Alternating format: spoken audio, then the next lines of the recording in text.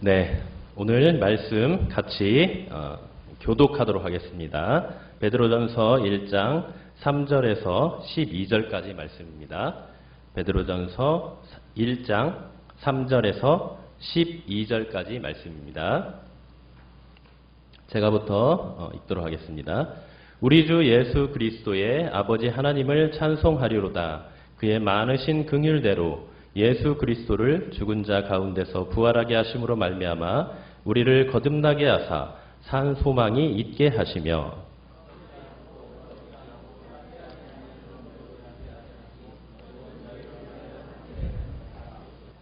너희는 말세에 나타나기로 예비하신 구원을 얻기 위하여 믿음으로 말미암아 하나님의 능력으로 보호하심을 받았느니라.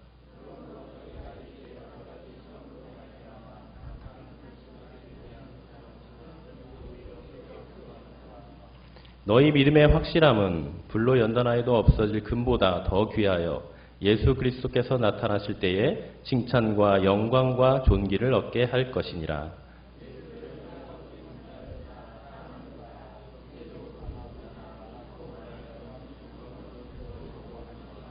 믿음의 결국 곧 영혼의 구원을 받음이라.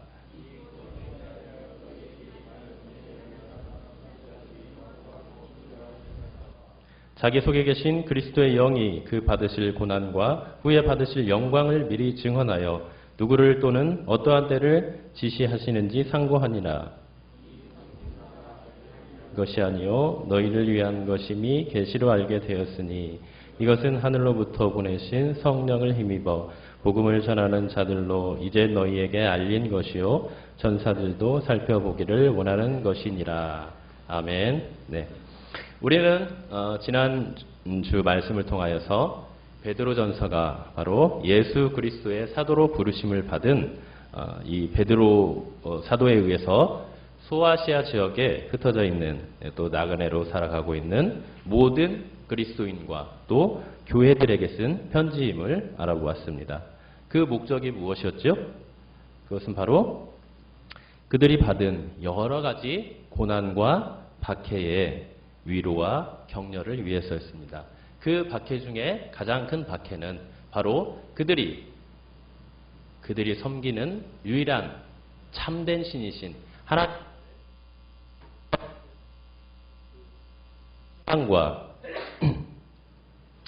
신앙과 그리고 그 로마의 이교적인 우상 숭배와 여러 가지 타락한 문화를 따르지 않고 오직 하나님만 섬기는 그 참된 신앙 때문에 오는 것이었습니다.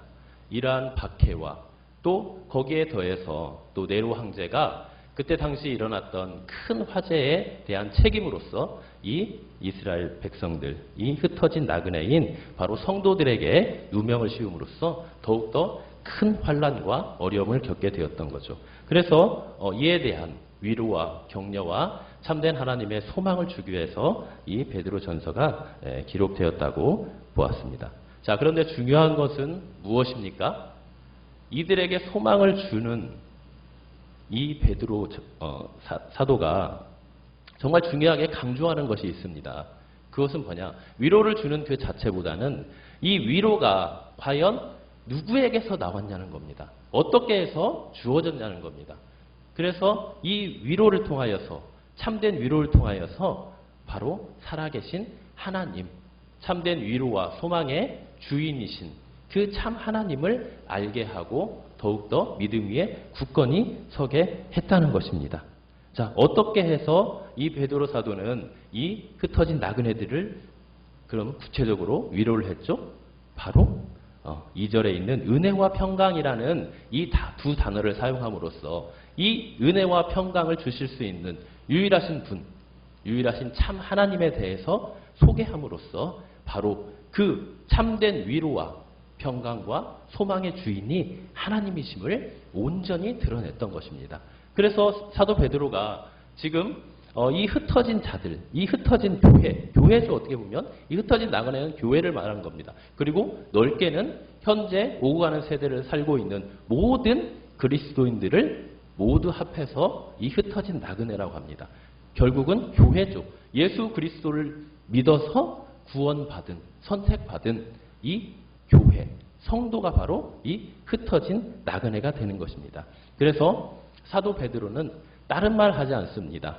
2절의 말씀을 통해서 우리의 유일하신 하나님, 그 성삼위 하나님에 대해서 소개하고 또 그분이 어떤 일을 하셨는가, 우리에게 어떤 존재인가, 그분을 온전히 드러냄으로써 우리에게 그 하나님만으로서 참된 평안과 위로와 소망을 갖게 했던 것입니다. 그래서 우리 모든 성도에게 있어서 참된 위로와 소망의 원천은 무엇인가? 바로 성삼위 하나님이시라는 겁니다. 이것이 사도 베드로가 이 서두에서 지난주 1절과 2절에서 말씀하신 참된 위로에 대한 방법이자 근원이 되었던 것입니다. 자, 그럼 오늘 3절에서부터 이 12절까지의 이 말씀은 과연 어떤 내용이 될까요? 그에 대한 연속이 되겠죠? 네, 그래서 사도 베드로는 1절과 2절을 통해서 참된 위로와 소망의 근원이 되신 하나님을 설명함으로써 이제는 3절부터는 그 하나님에 대해서 구체적으로 이제 다시 하나님의 사역과 그분이 어떤 분이신가를 이제 구체적이고 자세하게 이제 풀어놓습니다. 왜냐?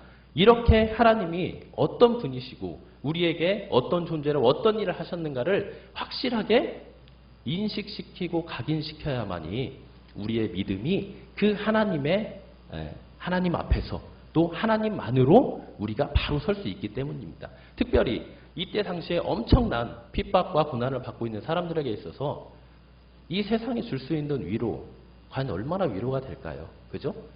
인간은 누구나 다 한계가 있습니다.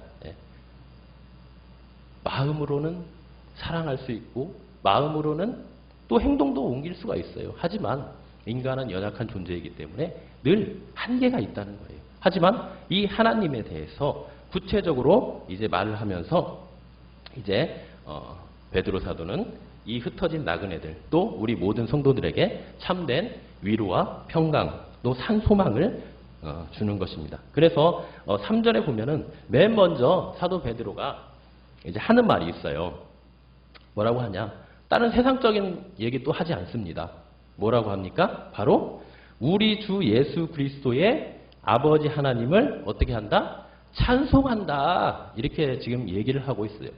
자, 이게 참 굉장히 중요합니다. 찬송. 우리가 보통 생각을 하면은 그저 하나님 앞에 모여서 함께 이렇게 찬송하고 이제 그런 것만 생각하잖아요. 그죠? 그러나 이 지금 베드로 사도가 말하고 있는 이 찬송 안에는요. 이 앞절에서 말했던 성삼위 하나님이 하신 일과 그분에 대한 모든 내용들이 다 함축되어서 나타난 말이에요. 이 찬송이란 말이.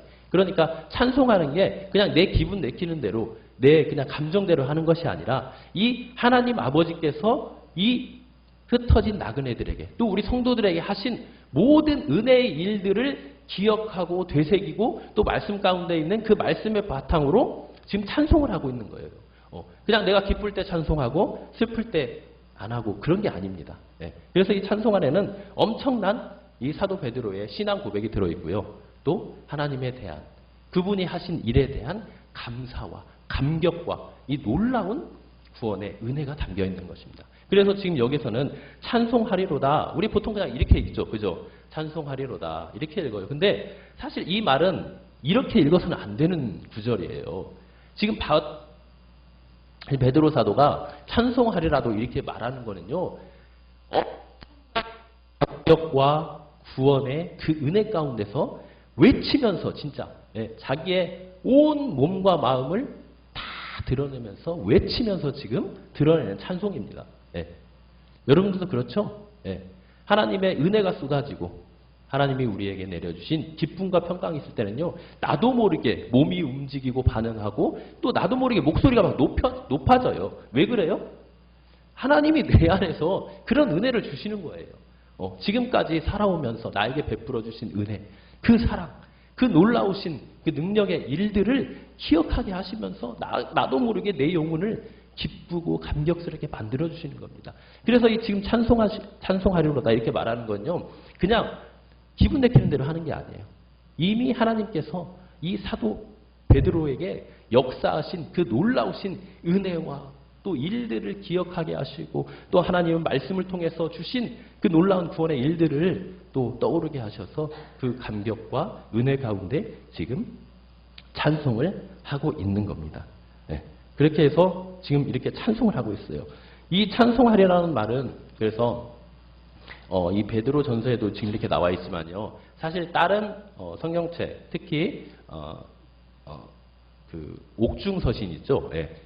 바울이나 바울이 이렇게 갇혀서 썼던 그런 감옥에 갇혀서 썼던 옥중서신을 보면요. 그 안에 찬송하리라는 말이 굉장히 많이 나와요.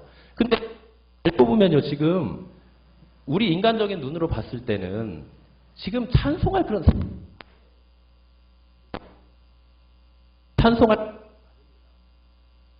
왜 찬송할 상황이 아니에요? 지금 이 흩어진 나그네들, 성도들이 엄청난 핍박과 고난 가운데 있어요. 그것뿐만 아니라 지금 베드로나 아니면 다른 옥중서신에서 사도 바울이 처해 있는 상황은 어떤 상황이냐면 이미 감옥에 갇혀서요. 이제 조금 있으면 죽어야 될 그런 시점이에요. 그래서 베드로나 사도 바울이 감옥 옥중서신을 쓴 다음에 몇 년 있다가 다 순교를 당합니다. 그런데 이런 상황 가운데서 지금 뭐를 하고 있는 거예요? 찬송을 하고 있는 거예요. 찬송. 여러분 이게 정말 우리의 인간적인 생각으로 가능한 일입니까? 이성적으로 이해가 잘 됩니까? 여러분들에게 정말 힘들고 어려운 일이 닥쳤어요. 정말 내 몸이 아파 죽겠어요. 다른 사람들이 저를 배신했어요. 상처받았어요. 이때 감사가 나옵니까? 찬양이 나옵니까? 쉽지 않아요.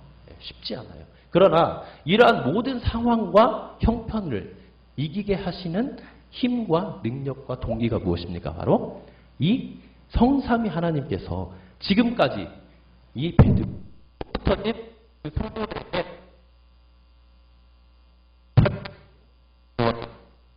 놀라운 그 은혜들이었습니다. 은혜들.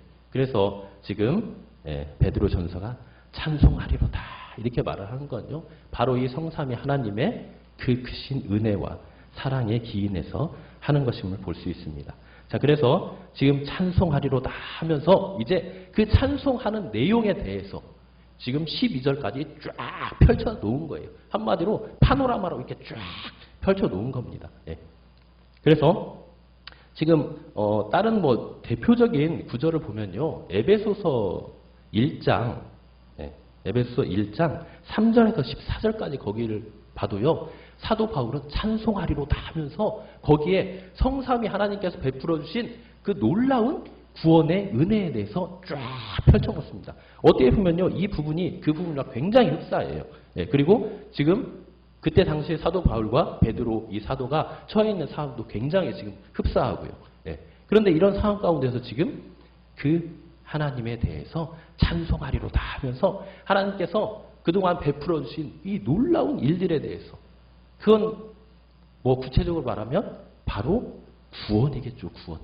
성삼위 하나님을 통해서 우리에게 베풀어진 그 구원의 역사와 은혜에 대해서 쫙 이제 펼쳐 놓으면서 하나님께 이제 감사와 찬양과 영광을 돌리고 있는 겁니다. 그래서 3절에서 보면 먼저 이 성삼위 하나님에 대해서 어떤 분에 대해서 이제 말씀을 하시냐면 바로 아버지 하나님, 제1위이신 이 아버지 하나님께서 하신 일에 대해서 찬송을 하고 있는 것을 보습니다.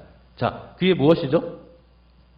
3절에 보면 그 우리 주 예수 그리스도의 아버지 하나님을 찬송하리로다 하면서 그의 많으신 긍휼대로 예수 그리스도를 죽은 자 가운데서 부활하게 하심으로 말미암아 우리를 어떻게 하셨다? 거듭나게 하셨대요. 거듭나게. 그리고 그 거듭남이 결국 우리에게 뭐가 되었다? 산 소망이 되게 했다. 그렇죠. 이제 2절에서 봐도 거기 아버지 하나님께서 하신 일이 나와요. 그게 뭐예요? 여기서 미리 아심이라고 나오는데 저번 주에 제가 미리 아심이 하나님이 여러분들의 구원받을 만한 어떤 조건과 자격을 보고 구원해 주셨다는 그런 의미라고 했나요? 그런 예지의 의미라고 했나요? 아니었죠. 뭐죠? 바로 하나님이 여러분들을 그분의 선하신 뜻 가운데서 먼저 택한 그 선택, 예정, 그것이 먼저라는 겁니다. 그래서 여기에서 하나님께서 성부 하나님의 그 크신 일 찬송하고 있는데요. 그게 뭐예요? 바로 여러분들을 거듭나게 하셨다는 거예요. 거듭나게. 거듭남이 무엇입니까? 거듭남. 거듭났다. 다시 태어났다. 뭘로 태어난 거예요? 하나님의 자녀로 태어났는데 그 자녀로 태어나기 위해서는 먼저 선결 조건이 있어요. 예. 우리 안에 죽었던 영혼이 어떻게 해야 돼요? 다시 살아나야 돼요. 살아나야 돼. 예. 여러분, 죽은 사람을 살리는 거 사람이 할 수 있나요? 절대 할 수 없습니다. 예. 우리는 아무것도 할 수 없어요. 오직 하나님만이 하실 수 있는 거예요. 그래서 하나님께서 우리 안에 새 생명, 하나님의 그 생기로 다시 한번 하나님의 생명으로 그것이 우리에게 산 소망이 되었다는 것입니다. 근데 그렇게 거듭나게 하시는 것, 성부 하나님께서 하시는 일인데 물론 이제 성령님을 통해서 이제 하시겠죠. 성령님을 통해서 하시는 건데 그런데 그렇게 거듭나게 하시는 동기와 이유와 원인이 지금 뭐라고 나와 있죠? 그의 많으신 긍휼이래, 긍휼. 긍휼이 여러분 무엇입니까? 긍휼. 긍휼은 간단하게 말하면 불쌍히 여기는 마음이에요. 불쌍히 여기는 마음. 이 불쌍히 여기는 마음이 그냥 조금 있는 게 아니라 어떻대요? 많으신. 이 많다는 말은요. 단순히 많은 게 아니에요. 우리가 측량할 수 없을 정도로 많다는 의미입니다. 그러니까 참 이 언어로 뭔가 하나님에 대한 큰 일, 은혜를 표현한다는 건요. 사실 많은 한계가 있습니다. 그죠? 그렇지만 어쨌든 우리는 이 하나님의 은혜에 대해서 표현을 막 해야 돼요. 근데 그렇게 표현할 수 있는 한계가 그냥 많다는 거예요. 많다.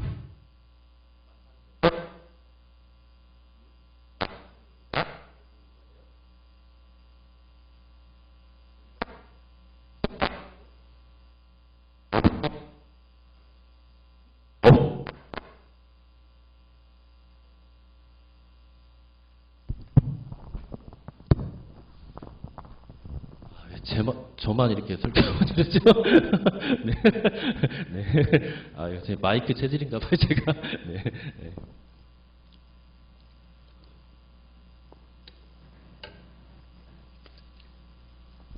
네. 이 많다는 의미, 그래서 이 많다는 의미는 단순히 우리가 이성적으로 생각하는 그 많다는 정도가 아니라 어떻다는 거요? 측량할 수 없다. 네. 그리고 찬송가에도 그거 있죠?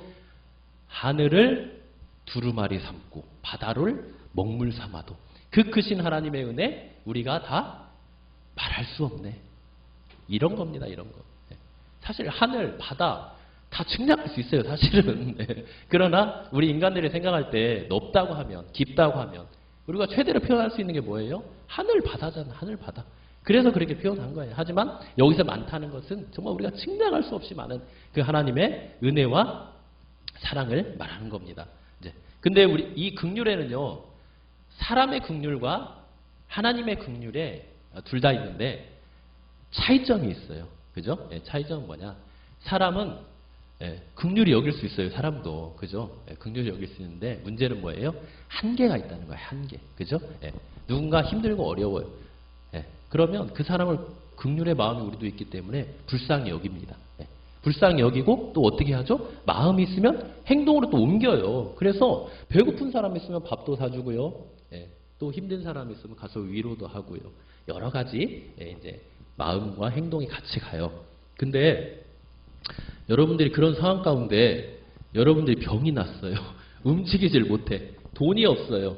또 갑자기 자연재해가 밀려와요. 그럴 때 여러분들 할 수 있나요?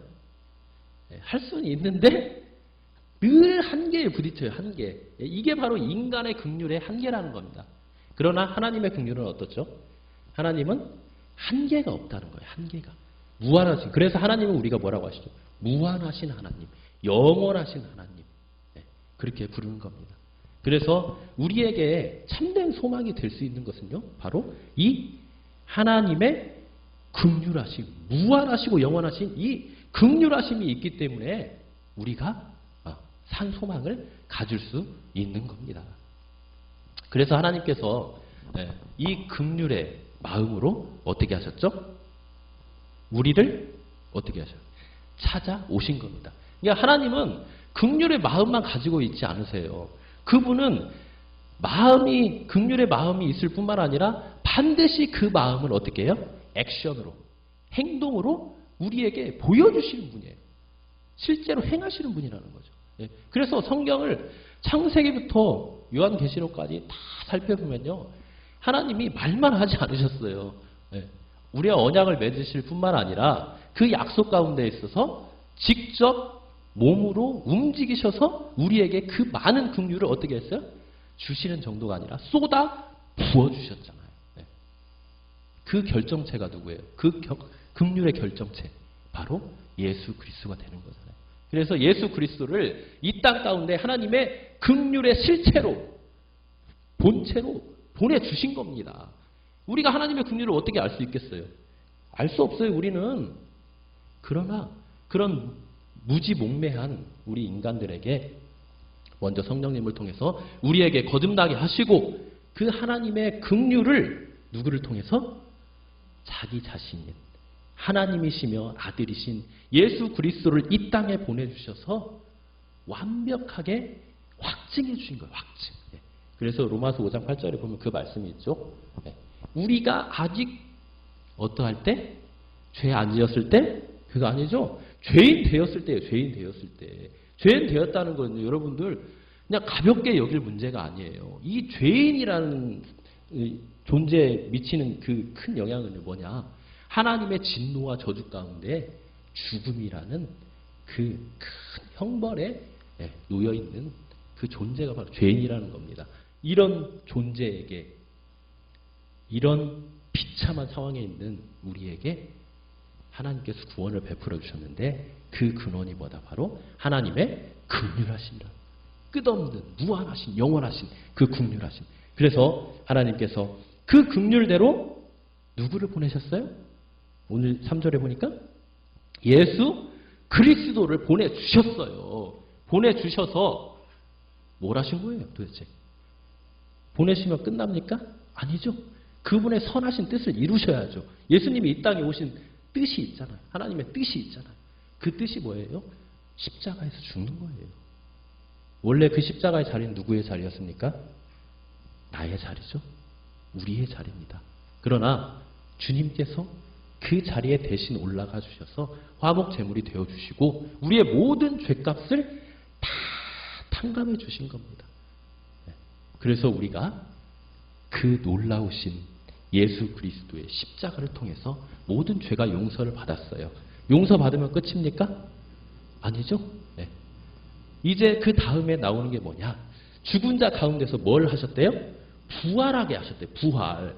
그래서 우리가 복음을 말할 때요. 우리가 십자가 하는데요. 십자가 핵심입니다. 그러나 그것과 함께 가야 될 게 뭐예요? 부활이에요. 부활. 왜냐? 십자가만 있으면, 죽음만 있으면 우리에게 아무 의미가 없어요. 그죠? 죽은 다음에 뭐가 있어야 돼? 우리에게 새 생명이 다시 살아나야 하잖아요. 근데 그 새 생명이 살아나는 게 뭐예요? 이 부활 사건이라는 거예요. 부활 사건. 그래서 예수님이 이 땅 가운데 있어서 부활의 첫 뭐가 되셨다고 하죠? 첫 열매가 되게 하셨다. 첫 열매가 되셨다. 그러면 열매가 처음에 나오면은 나중에 계속 열매가 맺히죠? 그 부활의 열매가 누굽니까? 바로 우리들이에요. 우리들. 그러나 이 첫 열매가 없으면 열매가 없는 거예요. 그 다음에는.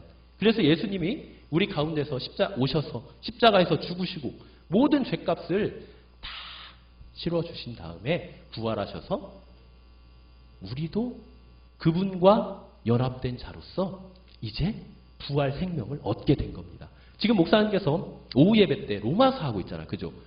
굉장히 중요한 지금 챕터를 하고 있는데요. 6장 하고 있어요. 6장. 6장의 그 핵심이 뭡니까? 이 십자가의 죽음과 부활인데 그게 어떻게 나의 것이 되었냐는 거예요. 어떻게 나의 것이 됐죠? 바로 믿음으로써 예수 그리스도를 나의 주요 구원자로 믿음으로써 그분과 어떻게 되는 거예요? 연합됐다는 거예요. 하나가 되었다는 거예요. 하나가 되었다는 것은 그분의 것이 나의 것이 되고 나의 것은 그분에게 간다는 거예요. 위대한 교환이 일어나는 겁니다. 어떤 교환이요? 그분 안에 있는 모든 영적인 복과 생명과 그분 안에 있는 모든 좋은 것들이 다 눕게 되는 거예요? 내게 되는 거예요. 내게. 내 것이. 그리고 나의 안에 있는 죄는 어떻게 될까요? 예수님이 가져가 보시는 거예요. 가져가셔서 어떻게 해요? 그 죄를 뒤집어 쓰고 화목 제물이 되셔서 십자가에 죽으신 거예요. 그러니까 이 정말 예수님의 십자가와 부활은요, 우리에게 있는 구원의 가장 기쁜 소식의 핵심 중에 핵심이라고 할 수 있는 것입니다. 그렇게 해서 성부 하나님께서 이제 우리를 거듭나게 하시고 이 예수 그리스도의 십자가의 죽으심과 부활을 통해서 우리에게 뭐를 주셨다요? 산 소망이 있게 하셨다. 자, 그전에는 죄와 저주 가운데 영원토록 죽을 수밖에 없는 아주 가장 비참한 존재였던 거예요. 그러나 이제는 어떤 소망을 갖게 됐어요? 산 소망을 갖게 되었어요. 죄인이었을 때는요, 어떠한 소망도 가질 수가 없었어요. 어떠한 희망도 없었고요. 어떠한 해결책도 없었습니다. 그러나 이 예수 그리스도의 십자가의 죽으심과 부활을 통해서 우리에게 무엇이 되었다요? 산 소망이 있게 되었다. 자, 그럴 뿐만 아니라 4절에서 뭐라고 합니까? 무엇을 우리에게 있게 하셨다? 유업을 있게 하셨다는 유업. 유업이 무엇입니까? 유업이라는 것은 뭔가 아버지가 자녀에게 물려주는 거예요. 그죠? 주시는 거예요. 근데 여기에서 주시는 이 유업은 그런 세상적인 유업이 아니죠. 어떤 유업이에요? 결과적으로 말하면 하나님께서 우리에게 주시는 저 영원한 하늘 본향의 유업이에요. 하늘 본향의 유업. 그러니까 우리가 이 산 소망을 갖게 된 그 원천이 바로 십자가의 죽음과 부활이었고요. 또 그로 인해서 우리가 받게 된 게 뭐예요? 하나님의 그 놀라운 유업을 이제 받게 되었다는 거예요. 그런데 이 유업을 받게 된 게 단순히 우리가 천국에 가서, 보통 사람은 그렇게 해요. 내가 하나님의 자녀로서 이제 죄사함을 받고 구원함을 얻고 이제 하나님의 유업을 얻게 됐어. 천국에 가게 됐어 하면서 보통 사람들은 여기까지 하고 그냥 감사하고 마칩니다. 그러나 우리가 유업을 얻었다는 게 큰 우리에게 의미가 되고 큰 가치가 있는 게 무슨 의미입니까? 왜 그래요? 우리가 하나님 나라를 유업으로 받았어요. 그죠? 그러면 그 자체도 물론 우리에게 소중하고 귀하지만 더 중요한 본질이 있습니다. 그건 뭐냐? 그 유업을 받고 그 하나님 나라를 누릴 때 우리가 이제는 누구와 함께 거하는 거예요? 하나님과 함께 거한다는 겁니다. 하나님과. 언제까지? 영원토록. 영원토록. 그래서 그 나라가 어떤 나라고 합니까? 바로 썩지 않고 더럽지 않고 쇠하지 않는 그 나라. 그게 바로 하나님 나라라는 거죠. 그렇다면 이 땅에 있는 나라는 우리가 이 땅에서 받는 그 유업은 어떻게 될까요? 이거 반대가 되겠죠. 그죠? 썩어버리고 더러워지고 쇠하여 버리는. 그래서 결국 여기에서 베드로 사도는 이 하나님 나라를 우리가 유업으로 받는데 그 유업에 대해 설명하면서 역설적으로 뭘 강조하는 거예요? 너희는 이 땅의 것에, 이 땅에서 받을 그런 유업에 뭐 하지 마라? 너희의 시선과 너희의 관심과 너희의 온 열정을 쏟지 말라는 거예요. 우리의 시선을 어디로 돌리라는 거예요? 바로 이 하늘 유업에, 하늘 소망으로 돌리라는 겁니다. 그래서 이렇게 말씀을 해주고 계시는 거예요. 자, 그런 다음에 또 베드로 사도가 이제 뭐라고 합니까? 우리가 하나님 앞에 큰 소망을, 산 소망을 갖게 된 이유가 뭐라고 해요? 바로 5절에서 말하는 하나님의 능력으로 뭘 받게 됐다? 보호하심을 받게 됐다. 그렇게 합니다. 그런데 그 보호하심은 뭘로 말미암아 됐대요? 뭘로 말미암아 됐다고 했죠? 믿음으로 말미암아 얻게 되었다. 그러니까 하나님께서는 자신의 백성된 자들을 이제 그 유업을 이미 믿음으로는 얻었어요. 하지만 우리가 그 나라에 아직 들어가지는 않았죠. 그리고 그 나라를 아직은 누리지 못하고 있어요. 물론 이 땅 가운데서 하나님과 함께 우리가 동행하면서 그것을 누리고는 살아요. 그렇지만 완벽하게 누릴 수는 없다는 거죠. 이 땅에서는. 하지만 그것을 하나님께서 누리게 하셨고 또 그것을 누릴 때까지 하나님께서는 우리를 어떻게 해주신다는 거예요? 보호해 주신다는 거. 보호해 주신다. 그런데 이 보호를 우리가 어떻게 확신하고 누릴 수 있냐는 거죠. 어떻게 확신하고 누릴 수 있냐? 그게 바로 뭐다? 믿음이라는 거예요. 믿음. 예. 그래서 5절에 보면 거기에서 믿음으로 말미암아 하나님의 능력으로 보호하심을 받았다. 그러니까 지금까지 이 사도 베드로 사도가 말한 그 하나님의 놀라운 구원 역사와 은혜들을 쭉 설명하면서 그것을 바탕으로, 그 하나님의 말씀을 바탕으로 우리가 하나님을 믿고 나아갈 때에 앞으로 우리에게 주실 유업이 어떻게 되었다는 거예요? 우리에게 확보되었고 나중에 그 유업을 이어받게 된다는 거죠. 그러니까 이 믿음이 굉장히 사실은 중요한 겁니다. 네, 굉장히 중요한 거예요.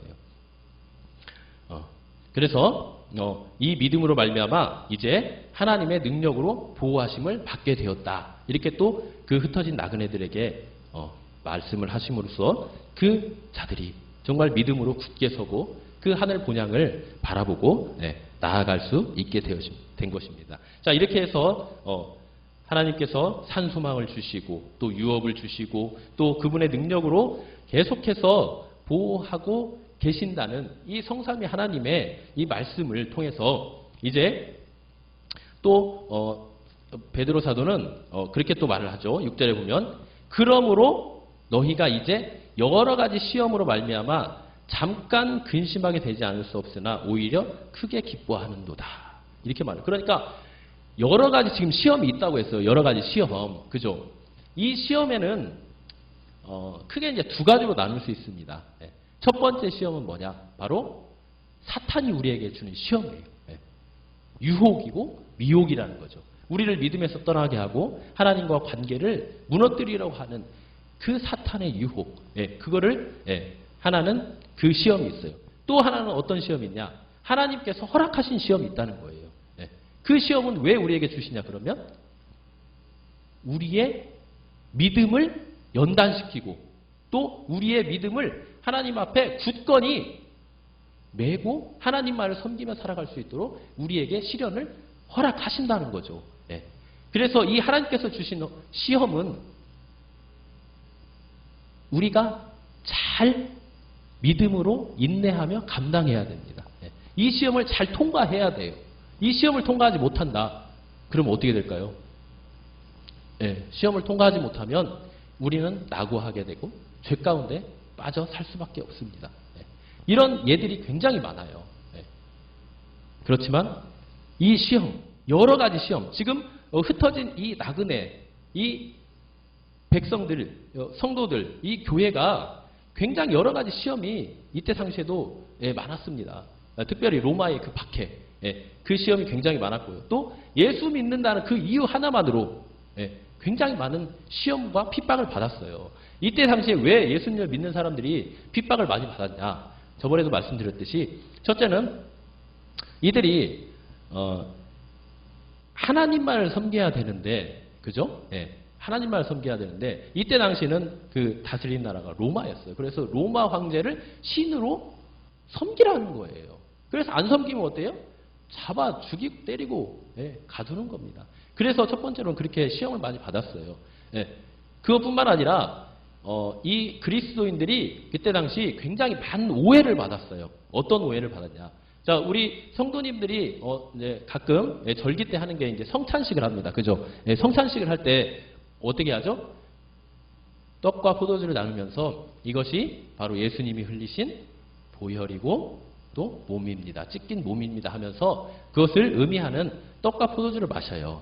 그런데 이때 당시에 로마 사람들은요, 그런 어떤 그리스도인들의 모습을 보면서 뭐라고 했냐?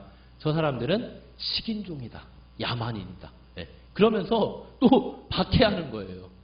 또 죽이고 가두는 거예요. 이것뿐만 아니라 아무튼 예수님을 믿는다는 그 이유 하나만으로 엄청난 핍박과 고난 당했습니다.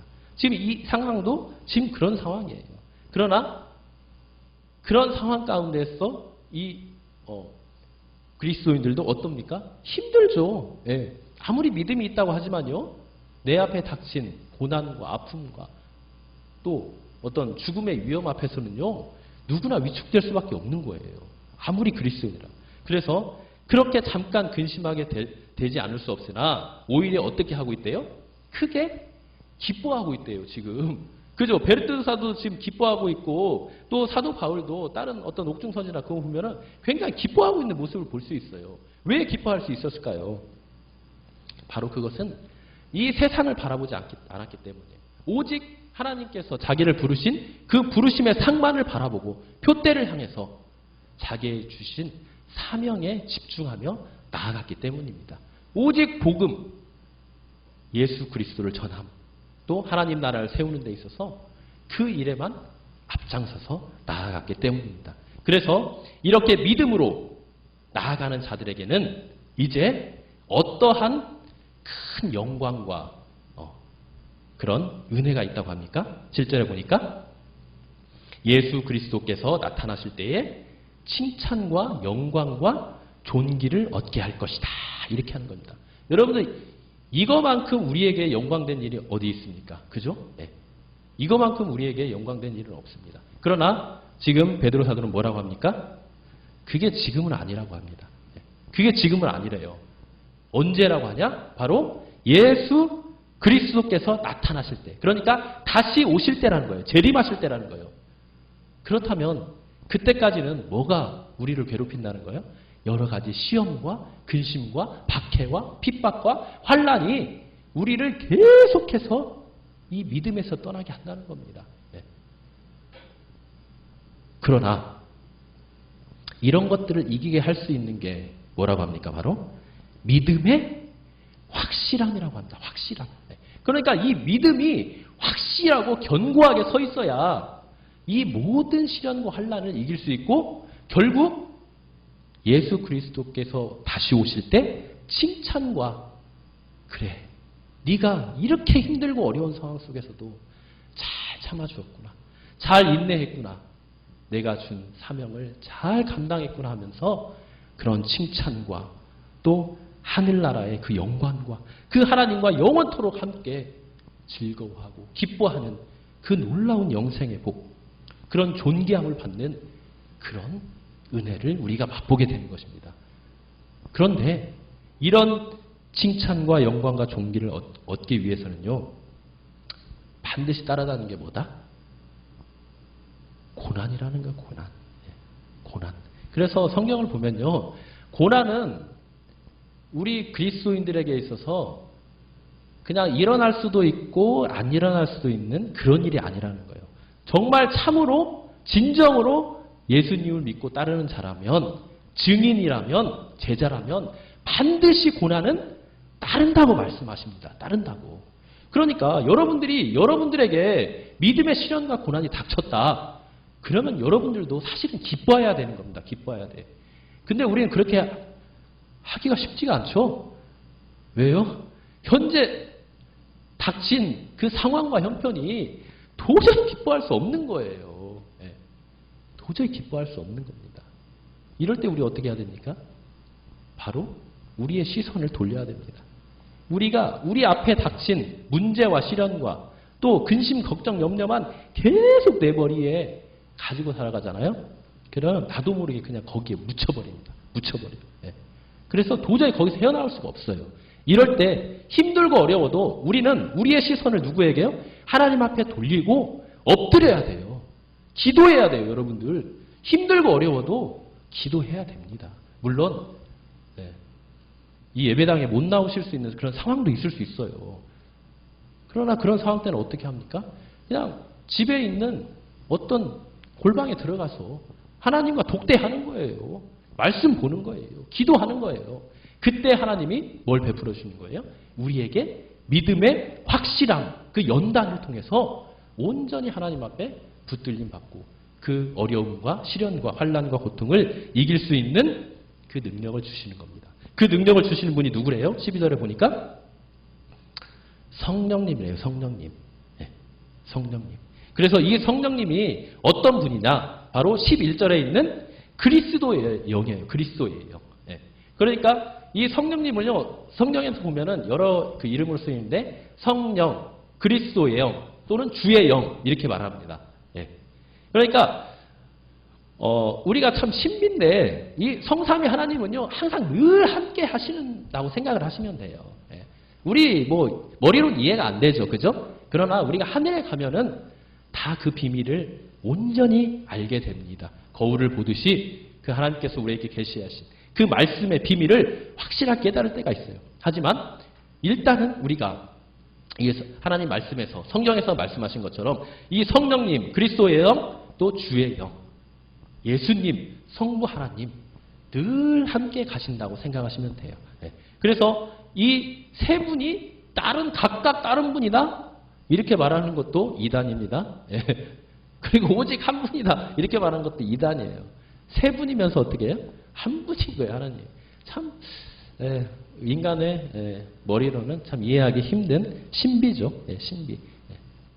그래서 이 성령님께서 어떻게 하셨대요? 10절에 보니까 이미 선지자를 통해서 이 놀라운 구원에 대해서 다 예언을 해놓으셨대요. 그리고 지금은 누구를 통해서 이제 그 하나님의 말씀, 그 계시를 밝히 깨닫고 전하게 하십니까? 바로 복음 전하는 자들. 그러니까 복음을 전한다는 건 뭐예요? 우리가 복음에 대해서 알고 있어야 전할 거 아니에요. 그죠? 네. 그래서 이 복음 전하는 자들은요, 단순히 그냥 내가 예수님만 이렇게 전한다고 말로만 이렇게 전하는 사람이 아니에요. 이 앞에서 말했던 삼위일체 하나님, 성삼위 하나님에 대해서 확실하게 그분이 어떤 분인가, 그분의 성품이 어떤 성품을 가지신 분이고, 그분이 인간의 역사 가운데서 어떤 일을 하셨나, 그거를 확실하게 알고 깨닫는 사람, 확실하게 믿는 사람, 그리고 확실하게 전하는 사람. 이 사람 바로 복음 전하는 사람입니다. 그래서 우리가 정말 교회에 와서 해야 될 주된 일이 뭡니까? 여러 가지 봉사하는 거 되게 중요해요. 그죠? 되게 봉사하는 것도 중요한데 가장 중요한 게 뭐예요? 이 하나님의 진리의 말씀을 듣고 깨닫고 그 말씀을 전하는 겁니다. 그리고 그 모든 것이 어우러져서 나오는 게 뭐예요? 예배가 되는 거예요. 예배. 그래서 우리가 예배를 정말 하찮게 여기거나 소홀히 여기거나 그렇게 하면 안 됩니다.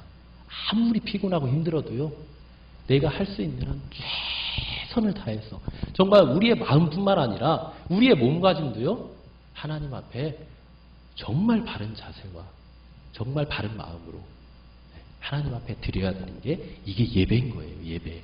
이 예배를 통하여서 우리의 이 모든 믿음과 신앙이 드러나는 겁니다. 또 하나님께 올려드리는 거예요.